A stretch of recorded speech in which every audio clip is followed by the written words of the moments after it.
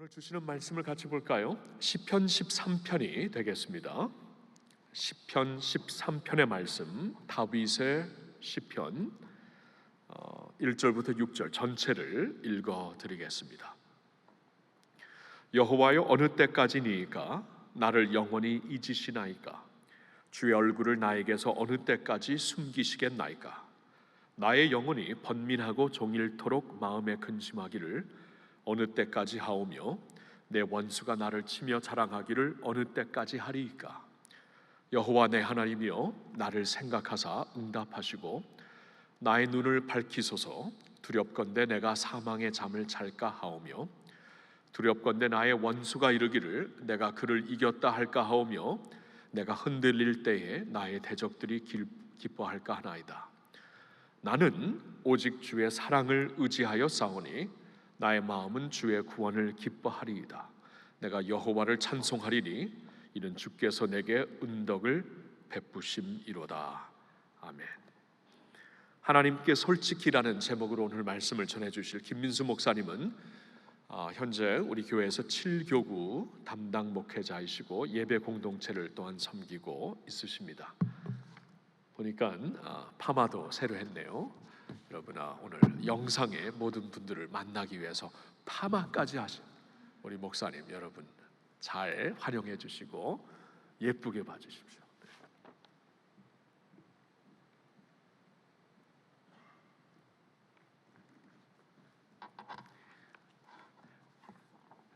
제가 파마를 하면서 생각했던 그 의미와 또 당부의 말씀을 담임 목사님께서 먼저 이렇게 해주셔서 너무나 감사를 드립니다. 예쁘게 봐주시기를 바랍니다. 오늘 함께 나눌 말씀 시편 13편 다윗의 노래이고요. 그리고 하나님께 솔직히라는 제목으로 함께 말씀을 나누기를 원합니다. 참 어려운 시기를 우리가 보내고 있습니다. 코로나19 재확산으로 인해서 모든 우리의 일상이 다시 원점으로 돌아갔습니다. 저는 예배 공동체를 담당하고 있기 때문에 지난 3월, 4월에 있었던 이 모든 그 예배의 온라인 전환과 또 교회 시설의 이 그 폐쇄를 기억하고 있기 때문에 다시 처음으로 돌아가야 한다라는 그 사실이 참 지금 굉장히 당혹스럽고 그리고 황망한 그러한 마음인데요. 그런데 사실 저뿐만이 아니죠. 지금 전국의 모든 분들께서 각자의 일상이 너무나 불편하게 일상을 완전히 이제 잃어버린 그러한 상황이 되었습니다. 각자의 생업과 특별히 우리 자녀들의 학업, 또 이제 입시를 앞두고 있는 우리 친구들의 그 상황이 어떠할지 생각만 해도 너무나 안타까운 그러한 마음 금할 길이 없는데요. 참 모든 것이 불확실한 그러한 시대를 우리가 함께 살아가고 있습니다. 그런데 한 가지 확실한 것을 꼽자면 세상이 이 코로나19로 인해서 이전과 완전히 변화될 것이라는 사실입니다. 역사적으로 보면 세계적으로 팬데믹을 겪으면서 모든 정치, 사회, 경제, 문화 모든 영역이 완전히 이전과는 다른 시대가 된 것을 우리가 확인할 수가 있습니다. 예를 들면 14세기 유럽에 창궐했던 페스트, 제가 자료를 좀 찾아보니까 2년 반 정도의 그 짧은 기간 동안 2천만 명에서 3천만 명의 그 목숨이 희생당했다고 합니다. 당시의 유럽 전체 인구의 3분의 1에 해당하는 규모였는데요. 이렇게 갑작스럽게 이 인구가 감소를 하다 보니까 당시에 그 지주계급이 몰락했고 봉건제도가 붕괴했습니다. 뿐만 아니라 성직자들 또한 이제 갑자기 이 그 수가 감소하면서 교회의 영향력, 권위가 이제 급격하게 축소될 수밖에 없었고, 대신에 전문인들, 지식인들, 예술인들이 사회 전면에 이렇게 등장을 하게 되었지요. 그 영향은 어떠한 결과로 이어졌는가? 르네상스라는 그러한 새로운 문화 사조를 촉발시키는 결과가 있었고요. 그리고 그 르네상스는 무엇으로 이어집니까? 종교개혁으로, 또 더 나아가서는 산업혁명까지 이르게 되는 그 역사의 새로운 흐름을 결국에는 14세기의 그 패스트가 촉발시켰다는 것입니다. 그렇다면 지금 우리가 다 함께 겪고 있는 이 코로나19 사태는 우리에게 어떠한 변화를 가져다 줄 것인가? 지금까지 상황을 돌이켜 보면요, 전 지구적으로 거의 모든 영역에서 정치, 경제, 문화, 사회 또 종교에 이르기까지 엄청난 지각 변동이 있을 것인데, 사실 교회, 특별히 또 종교라는 이 영역의 인식의 변화, 방향의 전환, 참 불가피할 것으로 여겨집니다. 너무 안타까운 점은요, 사실 최근 이 재확산에 교회가 직간접적으로 원인 제공을 했다는 사실인데요. 당국의 방역 지침과 또 행정 명령을 어기고 마스크도 쓰지 않고 모임을 해오다가 확진자가 속출하는 교회에 관한 보도들이 날마다 계속 이어지고 있습니다. 며칠 전에 뉴스를 보니까 당분간 교인은 받지 않습니다라고 써붙인 그러한 식당들, 매장들도 꽤 있더라고요. 왜냐하면 이렇게 교회에서 시작된 이 전염이 각자의 일터에서 또 학교에서 또 다른 교회에서 우리가 확인할 수조차 없는 이 N차 감염으로 무섭게 확산되고 있는 지경이기 때문입니다. 그래서 그 어느 때보다도 지금 이 교회와 또 크리스찬들이 사회적 지탄의 대상이 되고 있는 현실 가운데 우리가 살아가고 있는데, 날마다 참 암울한 이 무거운 뉴스와 소식들을 접하면서 많은 생각들이 제 마음속에 있습니다. 앞으로 교회는 또한 성도들은 사회적으로 어떠한 입지를 취할 수 있을 것인가? 우리의 역할은 어떻게 될 것인가? 특별히 지금 사실 공원에 나가보면 어린 자녀들이 정말 해맑게 천진난만하게 뛰어노는데, 그들의 얼굴마다 입을 가리고 있는 마스크를 보면 참 마음이 많이 아프거든요. 그런데 과연 그 친구들이 학교에서 자신의 신앙과 교회를 다니고 있다라는 이 사실을 말할 수 있을까? 혹은 용감하게 그러한 사실을 오픈했을 때 그 친구들이, 우리의 자녀들이 주변 친구들로부터 어떠한 반응을 겪게 될 것인가? 또 마지막으로 지금 이러한 지경이 될 때까지 우리의 신앙과 교회의 모양을 갖게 되기까지 무엇이 잘못되었고 또 어떠한 책임이 우리에게 있는가? 여러 가지 이 고민들, 자기 성찰적인 생각을 하지 않을 수가 없습니다. 이번 코로나19를 통해서 지금까지 당연했던 것들, 익숙했고 당연히 따라왔던 신앙의 많은 부분들이 엄청난 도전에 직면할 수밖에 없는 현실이 되었고요. 공적인 그러한 부분에서 사회 문제로 이러한 것들이 너무나 분명하게 드러나게 되었을 뿐만 아니라 이 성도 개인적으로도 지금까지 아무런 회의나 의심 없이, 질문 없이 받아들이고 넘어갔던 이슈들에 대해서도 스스로 고민하고 질문하지 않을 수 없도록 코로나19 사태는 우리를 그렇게 지금 만든 것인데요. 여러 가지 고민이 있습니다. 그런데 제가 설교를 준비하면서 이러한 여러 가지 고민과 자기 성찰적인 질문들을 크게 두 가지로 추릴 수가 있더라고요. 첫 번째는 과학과 신앙에 관한 관계의 문제이고요. 그리고 두 번째는 신정론이라는 것입니다. 먼저 과학과 신앙의 관계에 대해서 좀 살펴볼 텐데, 근대 이후의 과학이 굉장한 발전을 이루었습니다. 그래서 중세까지 교회가 또한 신앙이 주도했던 많은 영역들을 이제 과학이 전담을 하게 되었습니다. 과학의 역할은 무엇인가? 사실과 현상에서 보편적인 원리들을 발견해냅니다. 자연의 법칙들을 또한 정립하고 설명해 줍니다. 그리고 그것을 바탕으로 해서 기술을 발전시켰는데, 그 기술은 인간으로 하여금 여러 가지 한계를 뛰어넘는 툴로 우리에게 활용이 되는 것이지요. 이러한 과학이 이런 것이라면 과연 신앙과 양립할 수가 있는가? 불가능한 것인가? 사실 근대까지만 해도 그렇게 보는 관점이 우세했습니다만, 그런데 지금은 이 과학이라는 것도 하나님께서 인간에게 주신 지혜를 가지고 발전시켜 온 것이라는 견해, 그리고 또 자연법칙 또한 태초에 하나님께서 천지를 창조하신 그 섭리와 같은 것이라는 그러한 시각을 갖는 것이 건강하고 또 균형 잡힌 관점이고, 또 그러한 신앙과 과학의 관계를 갖고 있는 것이 바른 믿음일 것입니다.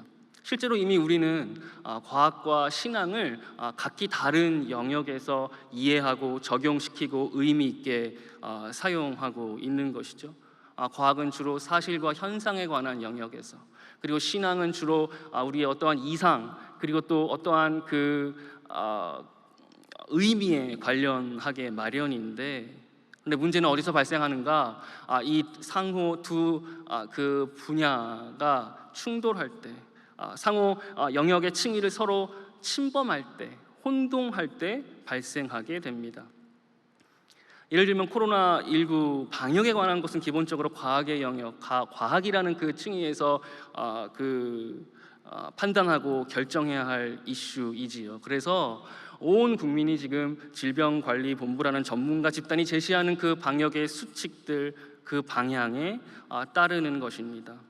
아무리 우리에게 의미가 있고 중요한 전통이라 할지라도 그들의 전문가의 그 진단과 대책을 따르고 그 안에서 우리의 의미를 찾아가는 그러한 적용이 필요한데요. 좋은 예로 지난 7월 맥주감사주일에 우리가 온라인 성찬 예배를 드린 것을 적용시켜 보면 이해하실 수가 있을 것입니다. 여러분, 그런데 앞으로 이제 지금의 코로나19뿐만 아니라 변종 바이러스나 기후의 변화로 인한 엄청난 일상의 변화가 계속될 거라는 문제가 우리에게 있습니다. 이때 우리가 어떻게 해야 하는가? 전통적인 이 신앙의 모양을 과학이 말하는 그 요구와 필요에 맞춰서 어떻게 적용시켜서 그러한 동시에 우리의 신앙의 본질을 우리가 유지하고 붙잡을 수 있을지가 우리의 과제이고 또 신앙의 관건이 될 것입니다. 두 번째 고민의 핵심, 바로 신정론입니다.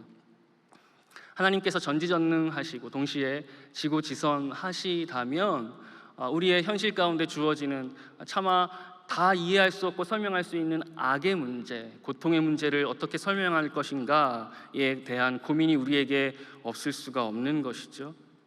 대개 우리는 너무나 쉽게 현재의 고통과 악에 대해서 과거의 죄악을 원인으로, 그리고 그거에 대한 결과가 지금의 악과 고통이라고 단정하고 넘어가 버립니다. 그 대상이 나일 경우에 정확하게는 알지 못하지만 정죄감에 또한 빠질 수도 있습니다. 현재의 악과 고통이 과거의 원인에 대한 결과라는 생각이고요. 그런데 이것이 이러한 단순한 도식이 좀 여의치 않을 때가 있지요. 그때는 미래의 선한 목적을 위한 것이라고 또 치환을 해버립니다. 목적론입니다. 무엇 때문에 지금의 악의 문제가 있다, 혹은 무엇을 위하여 지금의 고난은 참아야 한다라고 쉽게 단정을 하는 것입니다. 하나님의 인격성만을 생각하면 어찌 보면 이러한 인과율과 목적론은 당연한 것으로 여겨져 왔는데요. 그런데 우리의 현실은 어떻습니까? 단순히 이러한 목적론과 인과율로 다 설명할 수 없는, 도무지 이해할 수 없는 참담하고 어려운 문제들이 너무나 많은 것이 우리의 현실이고 우리의 실제입니다. 최근에 동경대학교의 강상중 교수님의 책 살아있는 이유라는 그러한 작품을 보았는데요. 2011년 동일본 대지진 후쿠시마 원전 사고를 직접 겪고 나서 쓴 그러한 책입니다. 엄청난 참사를 겪은 직후의 사람들의 반응과 거기에 그 작가가 생각한 이 삶에 대한 그러한 묵상을 적은 책인데요. 여러분, 그 원전 사고와 동일본 대지진을 생각할 때 그 희생당한 사람들, 그 수많은 사람들의 그 재난을 그들의 과거의 죄라는 원인으로만 쉽게 단정해서 말할 수 있겠습니까? 반대로 그 동일본 대지진과 후쿠시마 원전 사고에서 살아남은 사람들에 대해서 그 사람들의 선한 미래의 목적을 위해서 그 누군가 또 다른 수많은 사람들의 희생이 수단이 되었다라고 그 누가 쉽게 공식적으로 말을 할 수가 있겠습니까? 그럼에도 불구하고 우리는 너무나 많은 일에 대하여 쉽게 이러한 인과율과 목적론을 한 특정 개인에게 혹은 특정 집단이나 국가에 혹은 특별한 지역에 적용시켜서 단정하는 그러한 습관이 우리에게 있는 것이죠. 그런데 문제는 오늘과도 같은 이 코로나19 사태에 잘 이것이 적용되지가 않는다는 것입니다. 왜냐하면 이번 이 코로나19는 전 지구적으로 온 세상 모든 나라와 인종과 종교와 또 정치, 경제 시스템 모든 이 지구를 강타했을 뿐만 아니라 특별히 그 중에서도 지금까지 강대국이라고 여겨져 왔던 그러한 나라들이 다른 나라들에 비해서 엄청나게 애를 먹고 있기 때문입니다. 따라서 그것만이 전부인 것처럼 기존의 방식대로 선하신 능력의 하나님만 생각해온 성도라면 이번 이 코로나19 사태에 대해서 해석하고 받아들이는 그러한 일들이 참 쉽지 않을 것입니다.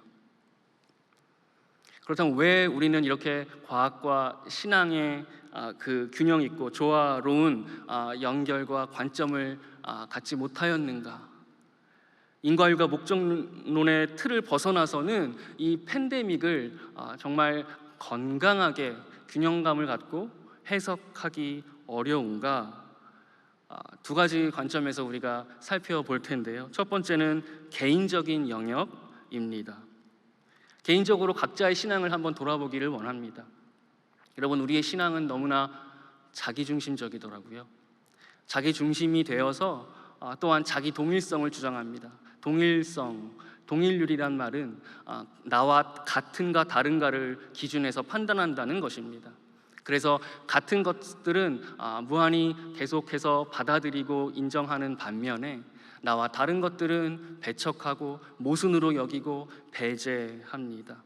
이러한 자기 동일성은 자기 절대화로 이어질 수밖에 없지요. 나의 기준이 절대적인 것이 되는 것입니다. 그리고 더 이어 나아가면 우상 숭배가 되는 것입니다. 중심성과 동일성 그리고 절대화로 이어지는 이 우상 숭배까지 가는 이러한 흐름, 사실은 교회가 그 대상일 수가 있고요.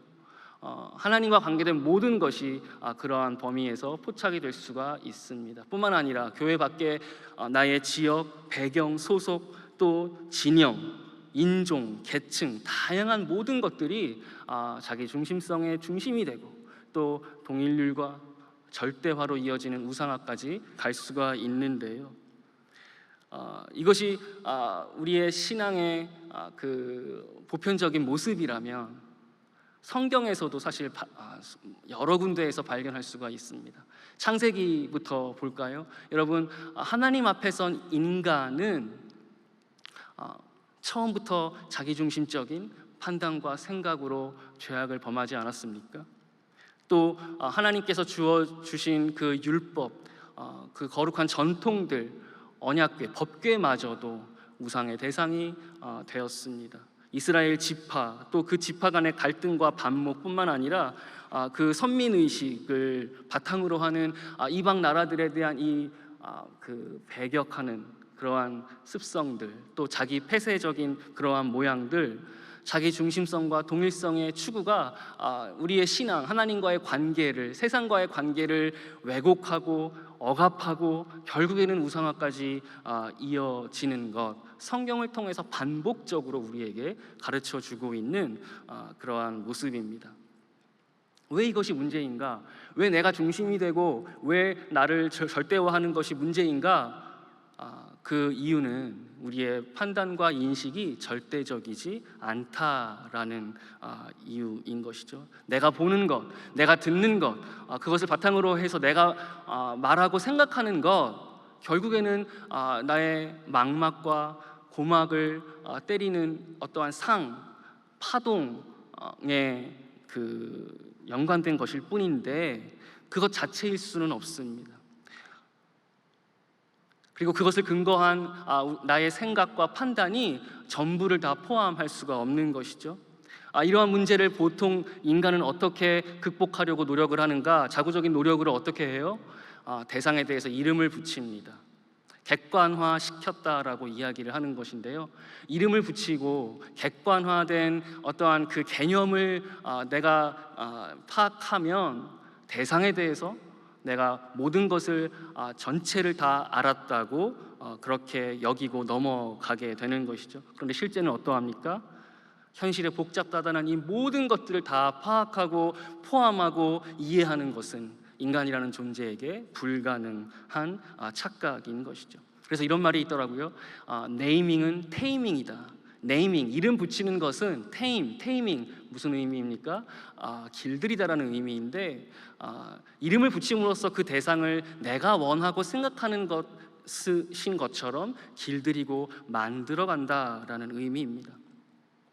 하물며 이러할진대 우리 전능하시고 영원하신 무한하신 절대적 하나님, 그 하나님을 대상으로 하는 인간이 만들어낸 개념이 어떻게 하나님을 다 포괄하고 포함하고 이해할 수가 있겠습니까? 어불성설인 것이죠.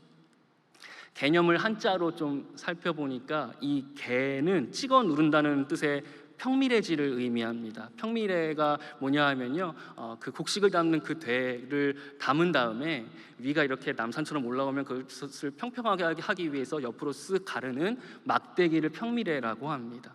이 평밀해질을 뜻하는 개라는 한자의 념은 이제 떠오르는 생각을 말하는 것입니다. 무슨 의미인가? 개념이란 자연스럽게 그 떠오르는 생각을 평밀해질로 동일하게 보편적으로 똑같이 만들다. 마치 와플 기계에 와플을 그 재료를 넣고 찍어서 누르면 똑같은 모양의 와플이 계속 반복 재생산 될 수 있는 것과 마찬가지입니다. 재미있는 것은 이 와플 기계가 있으신 분들은 많이 해 보셨겠지만 만두를 넣어도 호떡을 넣어도 어떤 것을 넣어도 와플 기계로 찍어 누르면 와플 모양으로 나오는 것처럼 사람이 만드는 개념은 이와 같은 것이죠. 그런데 이 개념이라는 도구를 어디에 대상으로 적용을 합니까?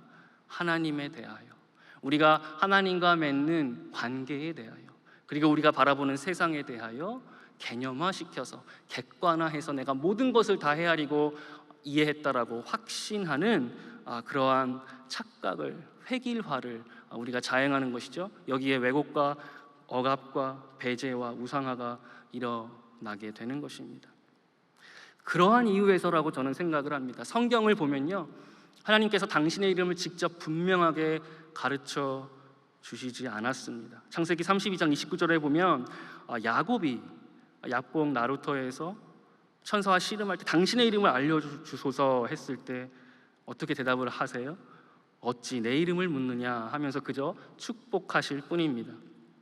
창세기 3장 14절에서는 모세가 출애굽을 앞두고 백성들에게 나를 그들에게 보낸 이를 누구라고 이야기를 해야 합니까? 라는 물음에 하나님께서 스스로 있는 자라고 당신에 대해서 이름이 아닌 묘사를 해주시는데, 사실 인간이 다 이해하기에는 알쏭달쏭한 그러한 설명입니다. 우리가 알고 있는 성경에서 배울 수 있는 많은 하나님의 이름들은 사실은 성경의 인물들이, 사람들이 직접 경험하고 바라는 하나님에 대한 그러한 설명인 것이죠. 동시에 그분의 이름을 알 수 없을 뿐만 아니라 우리는 그분의 얼굴도 볼 수가 없지요. 출애굽기 33장에 보면 주의 영광을 내게 보이소서라고 요청하는 모세에게 하나님께서는 그를 바위 틈 안에 두시고 그저 그 지나간 뒤 등을 보게 하시면서 얼굴은 보지 못하리라라고 말씀하십니다. 실상이 이러할진대 우리는 그동안 얼마나 하나님에 대해서, 주님과 맺는 관계와 나의 믿음에 대하여, 세상에 대해서 일부 작은 부분을 아는 것을 가지고 전체를 안다고 착각해 왔습니까? 이러한 무지, 그리고 이 무지에 근거한 안심, 그러한 마음들, 그러한 나의 바운더리를 벗어난 일을 겪게 되면, 예를 들어서 오늘 다윗이 1절에서 절규하는 것처럼 숨어 계신 듯한 하나님, 침묵하시는 그러한 하나님에 대하여, 그리고 또 맹목적이고 필연적인 자연 현상, 무인격적이라고 설명할 수가 있겠는데요. 그런 자연 현상들을 겪을 때마다 어찌할 바를 모르고 당혹스러워하는 것이 우리의 모습인 것입니다. 본문인 시편 13편 1절 다윗의 절규도 마찬가지인데요. 13편 1절을 다시 한번 제가 읽도록 하겠습니다. 여호와여, 어느 때까지니이까 나를 영원히 잊으시나이까? 주의 얼굴을 나에게서 어느 때까지 숨기시겠나이까? 원수가 나를 치며 자랑을 합니다. 나를 이겼다고 기뻐하는데, 그래서 사망이 나에게 지금 엄습하는 중인데, 하나님은 마치 나를 잊으신 것처럼 당신의 얼굴을 보여주지 않으십니다. 숨어 계시는 것이죠. 이러한 하나님, 다윗이 지금까지 알아왔던 그 하나님과는 다른 그러한 모습입니다. 내가 확신하고 믿어왔던 그 대상이 아닌 것처럼 느껴지고요. 전지전능하시고 동시에 지고지선하신 그 하나님의 신정론으로는 설명할 수 없는 그러한 상황에서 이 탄식은 심연 깊은 곳으로 내려갈 수밖에 없는 것이죠. 마치 지금 전 세계적으로 하나님을 진정으로 바라며 사모하는 가운데 코로나19 사태라는 이 심연 앞에서 당혹감을 느끼고 허무감을 겪는 많은 이들과 비슷한 처지인 것입니다. 다 안다고 확신할 만큼 우리는 너무나 무지했고 또 그것을 근거해서 안심해 온 것이죠. 개인적인 영역에서의 묵상이었습니다. 두 번째는 공적인 영역입니다. 우리는 사회문화적으로 어떠한 공동체를 지금까지 만들어 왔는가? 100여 년 전에 독일의 사회학자인 막스 베버가 프로테스탄티즘의 윤리와 자본주의 정신이라는 고전을 집필을 했습니다. 당시에 신대륙 미국의 자본주의를 보면서 그가 이 자본주의 사회의 미래를, 그 끝단을 통찰하고 예견했던 그러한 작품인데요. 그 중에 일부를 잠시 읽어드리겠습니다. 영리활동이 가장 자유로운 지역인 미 합중국에서 영리활동은 종교적, 윤리적인 의미가 없어지고 이제 순수한 경쟁의 감정과 결부되는 경향이 있으며 그 결과 스포츠의 성격을 띠는 일조차 드물지 않다. 참 놀라운 성경 지명이 아닐 수가 없는데요. 지금 우리 사회를 직접적으로 지적하고 있는 것과 같습니다. 우리 사회는 어떠한가요? 비용을 절감하고요. 그리고 수익을 극대화시키는, 그래서 그 효용을 최대치까지 올리는 것이 최고의 목적이고 선으로 그 가치를 인정받습니다. 그러한 과정에서 그 어떠한 종교적이고 윤리적인 기독교적인 의미나 성찰이 개입할 여지는 전혀 없는 것이죠. 거기에 기름을 부은 것이 무엇인가요? 과학기술의 발달입니다. 그래서 우리의 인간의 욕망을 극단까지 몰아붙이고 그것을 이루어내는 데 혈안이 되어 있는 것이죠. 저는 개걸스럽게라는 표현이 정말 딱 맞는 것 같습니다. 개걸스럽게 욕망을 충족시키는 것만이 이 사회의 목적이고 유일한 선이고 인정받는 가치, 그러한 문화에 우리가 살고 있는 것이고요. 방금 인용한 그 문구의 가장 마지막 부분에 있는 베버가 지적한 대로 스포츠의 성격을 띠는 것이죠. 이러한 사회에서 나타날 인간상에 대해서 또 이렇게 기록을 하고 있는데요. 제가 또 한번 읽어드리겠습니다. 정신없는 전문인, 가슴 없는 향락인, 이 무인 존재는 일찍이 인간성이 도달해 본 적 없는 단계까지 이미 올랐다고 우쭐해 할 것이다. 우쭐해 하지만 그러나 실상은 무엇인가요? 영혼과 감정이 없이 인간성 본연이 갖는 어떠한 자기 성찰적, 종교적이고 윤리적인 어떠한 의미의 추구는 전혀 없이 그저 자본이라는 욕망을 무한히 확장시키는 그러한 현대인을 아주 통렬하게 비판하는 것이죠. 우리가 이러한 사회를 만들기까지 여러 가지 이유와 원인이 있지만 그 중에 가장 대표적인 그 근거를 꼽자면 과학기술의 비약적인 발달을 꼽을 수가 있겠습니다. 20세기에 들어서 우리 인간의 이 과학, 인간으로 하여금 자연을 컨트롤하고 제어할 수 있다라는 그러한 허망한 그 생각을 심어 주었지요. 인간에 대해서는 어떻게 봅니까? 노동력으로 환원해서 상품화했지요. 베보의 말처럼 하나님의 피조물 들인 이 자연과 인간에 대해서 정말 겸손하고 진지한 태도와 성찰은 전혀 찾을 수가 없습니다. 그저 과학을 과신했고 맹신해서 최대한 그 효율과 수익을 극대화시키는 욕망의 그 성취만이 그들의 혈안이 된 목적인 것이죠. 그런데 그 결과가 무엇인가요? 오히려 인간이 과학을 이용해서 인간과 자연을 자유롭게 이용할 줄 알았는데 오히려 과학으로 말미암아 인간 소외를, 자기 소외를 억압과 왜곡의 대상으로 전락되고 말았습니다. 그리고 그 결과가 무엇입니까? 아까 말씀드리고 언급한 것처럼 후쿠시마 원전 사고, 혹은 기후 변화, 핵전쟁, 핵무기 난개발이라는 이러한 여러 가지 절대 절망적인 공포와 허무가 우리의 실존이 되었고 현실이 된 것입니다. 인류의 공동체적인 오만과 그 오만한 그 태도를 가진 용기라고 할 수가 있습니다. 사실 이 부분에서 제가 아까 말씀드린 그 과학과 신앙의 관계와는 다른 의미의 가능성을 우리가 신앙을 가지고 찾을 수가 있는데요. 아까 베버가 말한 그 종교적이고 윤리적인 의미를 기독교적인 관점에서 파고드는 것입니다.